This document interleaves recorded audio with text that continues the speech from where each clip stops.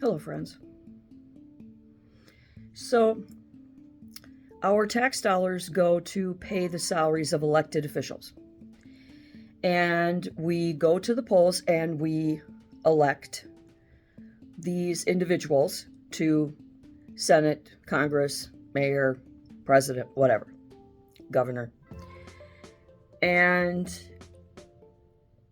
if we vote for people based on the expectation that we believe in what they're saying and that we expect them to do what they say they're going to do. So when we go to the polls and we vote, if our candidate doesn't get elected, our tax dollars go to pay for the yoo-hoot that we didn't elect, that we didn't vote for. And I think that should change. We live in the age of radical change, fast-paced, out-of-the-box thinking. So how about this? If you vote for a candidate and that candidate gets elected, your tax dollars would go to pay their salary because you elected them. You would be literally responsible for electing and putting that person into office. And you would be very much at peace paying their salary since you wanted them there. And if your candidate doesn't get into office, then your tax dollars should not go to pay their salary. The people that voted for them should, and yours should go for other things like, roads and sanitation and utilities, the other things that your tax dollars go for. And I feel this way because I have been, yesterday was a red letter day for the Democrats. Senator Horsford, I don't know his first name, probably, Goofy, Pluto, Donald, I don't know what his first name is, but he was shrieking and hollering that the sky's falling at this, the Secretary of Commerce, I think it was, that was being grilled like a steak by the Senate. Now, this Secretary of Commerce was trying to tell him, because he's like, "When you don't speak to the president? What? Oh my God! Oh my God!" Well, yeah, he does. He speaks to him about 1,000 times a day. But the reason he hadn't spoken to him yet that morning was because they were holding him up at that stupid Senate committee hearing. So he hadn't talked to the president yet that morning. But he didn't hear that. All this Horsford heard was his own belching and farting words that made no sense. He even said, and I had to replay this like 10 times because I didn't want to believe it, but he actually started shrieking about, as we speak, the Speaker of the House is trying to pass a bill to a massive tax bill to lower taxes for the American people. On the backs of the American people, they're making them suffer. And I thought, could he possibly be that stupid? Is he on drugs? Is he off his meds? How is that even possible in any reality? To complain about Mike Johnson trying to vote into law, eliminating and lowering taxes for the American people. Are you absolutely outside your mind?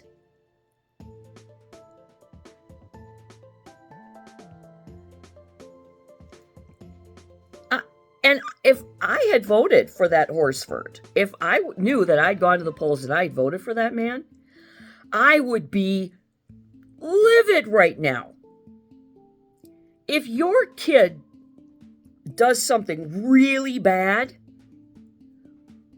you have to give them consequences, which means stopping the internet or taking the cell phone away. And in some cases, blocking their allowance until corrections are made.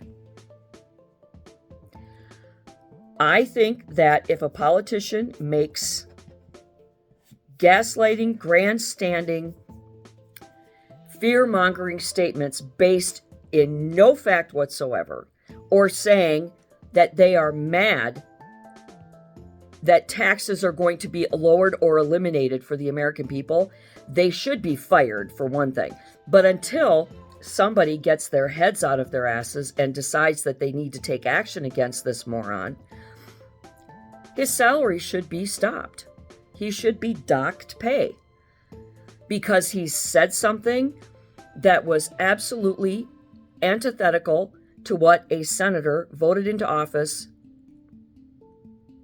should be feeling and acting on. And the consequence should be that, I wouldn't want to pay his salary. There needs to be accountability for these people. Cory Booker and Hakeem Jeffries are running around, going to podiums, standing in front of urinals, trying to get airtime, saying ridiculous things like, the American people are starving in the streets. They're homeless. They're losing it. Women, they're closing clinics and women are having babies on the street. It's like, okay, well, the tariff thing started like 2 weeks ago, and this fight with China started, 5 days ago? Maybe not even that. But here's the cue-in. Trump is doing what has needed to be done for decades and decades and decades, and no nation, individually or collectively, has had the balls to stand up to China. For every one of our soldiers, China has about 10,000. China is out of control, and they need to be taken to heel. They are overrunning the markets. They are flooding our markets. They are taking over everything, and they are getting everything that they want, and nobody is stopping them. Fair trade across the board, and that includes the divas, such as China. It takes a little bit of time for this stuff to cycle through. So these thin-skinned, immature, psychotic maniacs who think that Trump gets sworn into office on January 20th, and on January 21st, everybody should be independently wealthy. There should be factories running 24/7 around the clock. They are absolutely in need of medical attention, and they have no business running our country because they are so grotesquely incompetent and uninformed. They are doing it to gaslight, to fearmonger, and to grandstand. And I hope that the stupids who are standing outside with their signs screaming, I don't have a job, I don't have a... Well, you know what? Who would hire your ass? I heard one guy was in charge of a protest, a couple weeks ago they were protesting the Tesla stuff. You put hand lotion on, you got to take your rings off, and he was complaining that he didn't have a job. And I'm like, well, I wouldn't hire your ass. Look at you. Who would hire you? You got to step up. The day of entitlement, the day of just give me what I want, showing up to job interviews with mommy and daddy, showing up to job interviews in your PJs, going shopping at Walmart in your bra and panties. I work for the courts. We had a U-Hoot many years ago. It was when I was still working actually in the courtrooms. And she showed up to her court hearing in a string bikini and stilettos. The judge was so appalled and offended that he turned her away. He refused to hear her case. That is how dim these people are. It's going to hurt for a while. It's going to be a shock. We were warned. We knew that. And those of us that were smart enough to do our homework and voted for this to happen understand that. We understand that for over 100 years in its existence, the stock market goes up, down, up, down, up, down, up, down, up, down, all day long, every day. We understand that there is going to be a few pinchy moments until this stuff gets ironed out. Why do companies have employees go on strike?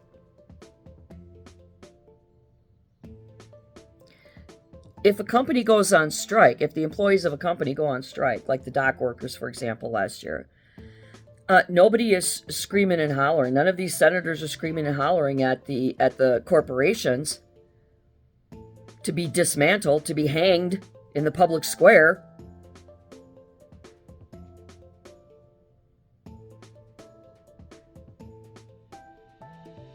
It's not happening.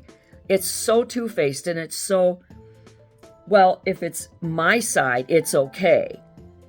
If I'm doing it, if I'm breaking the law, if I'm hurting somebody, that's okay because I'm doing it. Or it's because I like that guy, so it's okay if he does it. It's absolutely ridiculous. They have no idea what they're fighting for. They have no idea where they are. They can't find their asses with a map and a mirror.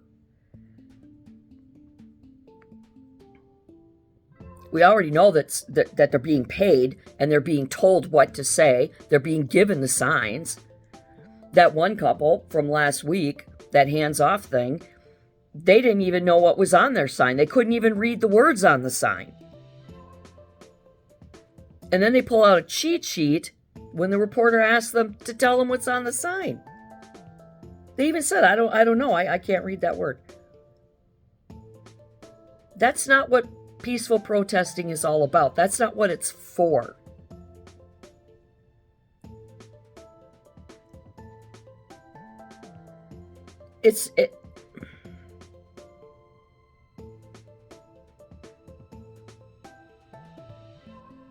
We got to stop the stupid. So I think we need to make a campaign. Oh, and we can add to the stupid. Yeah. Yesterday, Tim Walz at the state capitol was hosting Minnesota veterans for a veterans rally. And they handed him his ass. They told him to F off. They called him names. They called him traitor. They called him all kinds of things. They booed and heckled him. And he is so absent of self-awareness that he smiled and said, "Oh, there's such a robust crowd here." When he should have said, "All right, get down from that podium, go down there in front of those men, and admit what you did wrong, and tell them you're sorry and that you deserved what they said. And then ask them, how can we fix this?" That's what an emotionally mature, responsible governor, fair, conscientious governor would do. Well, a conscientious governor wouldn't have lied to begin with. But nonetheless, here we are, right? And I do apologize to the world for Walz. I didn't vote for him. I would never vote for him. I don't know, maybe I did in the beginning. I've changed so much politically since Trump. I mean, he's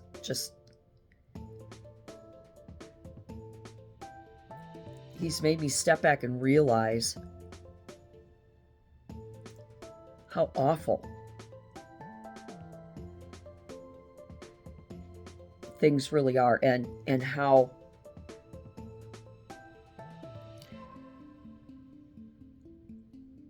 how the American people have allowed this to happen because we trusted these people. $409 million, $406 million going to infants of unemployment benefits. And some of those unemployment benefits were going to children, started to go to children that weren't even born yet. Not disability, not welfare, not stuff like that. Like WIC or all of the things that women need, women in need that are pregnant need. But we're talking private citizens with jobs and so on, and they grifted this money.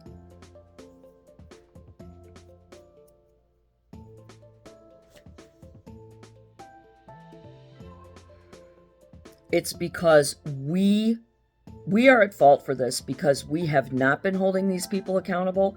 We have not been keeping track. We have not been doing our homework. And it took Donald J. Trump and his bombastic New York attitude to wake us up and say, hey, do you realize what's going on? Hi, baby. My baby bunny's doing his morning run, his morning exercise. What you doing? And it took him to